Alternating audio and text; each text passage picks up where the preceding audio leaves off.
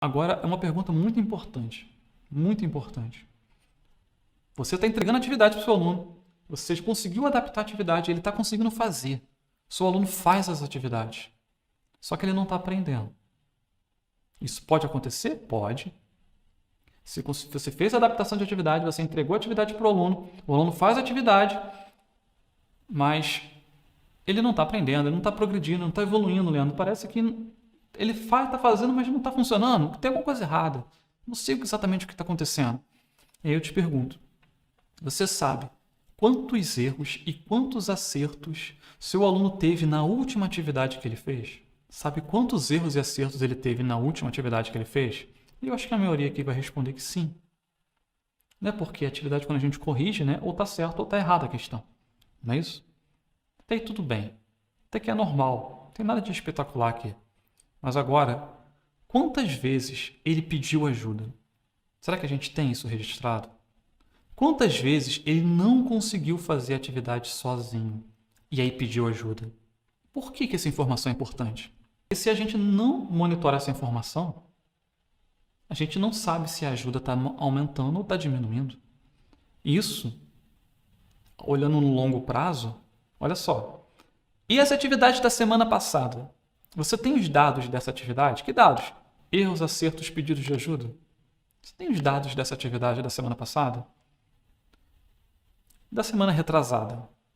E agora, para fechar esse ponto, houve redução do número de erros da atividade da semana passada até essa? O que isso quer dizer? Redução no número de erros é o quê? O aluno está acertando mais. Se ele está acertando mais, quer dizer o quê? Que ele está aprendendo, não é? Aumentar o número de erros quer dizer o quê? Que ele não está aprendendo. Se ele está errando mais, quer dizer que ele não está aprendendo. Se ele está acertando mais, os erros estão diminuindo, quer dizer que ele está aprendendo. Agora, o outro ponto é o seguinte. Houve redução no número de pedidos de ajuda. Por que isso é importante? Porque se o número de pedidos de ajuda está estável, quer dizer que ele não está apresentando evolução de autonomia. No que diz respeito à autonomia, e a autonomia é muito importante para a aprendizagem. Se o número de pedidos de ajuda está aumentando, quer dizer que ele está piorando. Se o número de pedidos de ajuda está diminuindo, quer dizer que ele está progredindo. E aí a gente vai para a pergunta, a autonomia do seu aluno está aumentando ou está diminuindo? E é nessa pergunta que eu queria chegar com você. Se você consegue responder essa pergunta, a autonomia do seu aluno está aumentando ou está diminuindo, quer dizer que você está se distanciando cada vez mais da inclusão de esperança. Por quê? Porque você não está mais esperando. Você está tomando nota. Você está registrando. Você está acompanhando. Você está monitorando. Quando a gente tem controle, quando a gente sabe quantas vezes está acontecendo, quando a gente monitora, quando a gente acompanha, quando a gente fiscaliza, entre aspas, assim, a aprendizagem do nosso aluno e a nossa própria prática pedagógica, né? Quando a gente fiscaliza a nossa própria prática pedagógica, supervisiona a si mesmo, a chance da gente evoluir naquilo que a gente está fazendo aumenta muito. Mas quando a gente faz e não sabe se funcionou ou se não funcionou, não sabe se está dando certo ou se não está dando certo, faz uma adaptação de atividade, e aí não sabe se aquilo está indo bem ou se foi mal. Aí o aluno acertou, eu acho que foi bom, eu acho que não foi muito legal assim. Mas esse eu acho que, né, esse achismo, não leva a gente a direção nenhuma. Por quê? Porque eu acho que não quer dizer nada. A gente precisa de quê? De dados, né? De dados. Como provar isso? Como provar que a autonomia está aumentando ou diminuindo? Que a aprendizagem está aumentando ou está diminuindo? Como provar que eu estou me distanciando da inclusão de esperança ou se eu estou imerso numa inclusão de esperança na minha escola, na minha cidade, na minha prática? Só tem um jeito. Através de dados. Nós precisamos de dados.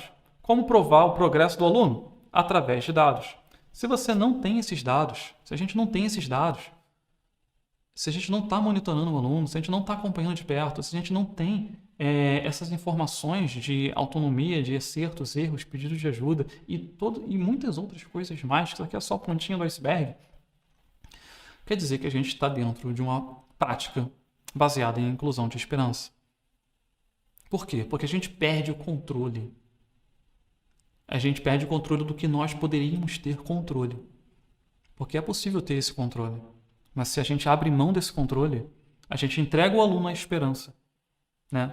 E isso não é bom. Nem para a gente, nem para o aluno. Não é bom para a gente, né? Porque a nossa missão é ver o aluno aprender. Quando a gente não vê o aluno aprender, a gente fica, no mínimo, chateado, né? E eu acredito que a alegria do educador é ver os seus alunos aprender, né? Se você está num evento sobre educação inclusiva, só para adaptar atividade na prática, eu acredito que a sua alegria também seja ver o aluno aprender, né? E a gente precisa sair desse lago da inclusão de esperança o mais rápido possível, né? Tomar o controle das atividades adaptadas, tomar o controle da aprendizagem do nosso aluno, tomar o controle da direção, da intencionalidade das nossas atividades.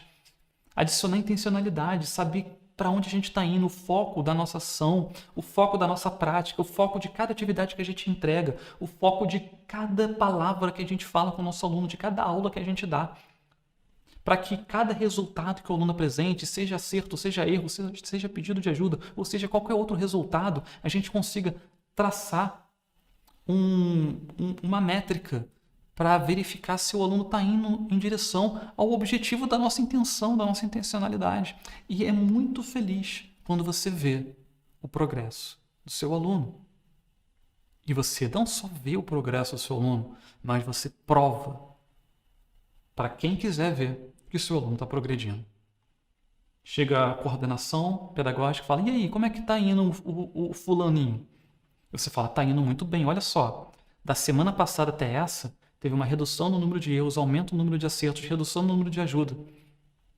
Da semana passada até essa, ele já consegue fazer tal atividade sozinho, que antes ele não conseguia. Do mês passado até esse, ele já conquistou esse e esse objetivo aqui.